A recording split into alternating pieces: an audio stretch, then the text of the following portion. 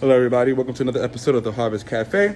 And today we'll be showing you guys how we set up our utensils coming from the wash and Hi to our everybody, my name's Shannon. I'm going to show you today how we used to fold our napkins and how we are now required to fold our napkins. There's several steps that go into it, and the first one is to always make sure that your silverware is clean and sanitized from the kitchen.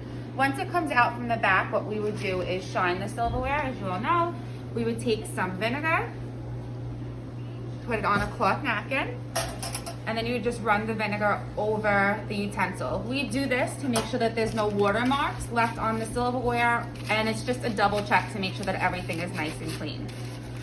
So, the old way that we used to roll our napkins is we used to fold it in half, fold it in half again, halfway, and then we would roll it up like so.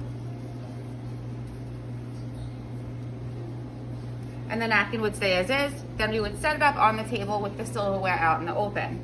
Now, due to everything that's going on with coronavirus, we want to make sure that there's no possibility for us to spread germs or anything like that. So now how we roll them is we take the silverware and put them in the middle of the napkin. We fold the napkin in half. We fold it over both sides, and then we roll it up. We also keep this in the back. We no longer put them out on the tables anymore. And the reason we do this is just to make sure that there's no way for anybody to contaminate anyone with any kinds of germs. And it's nice, safe, and sanitary. Thank you for watching today.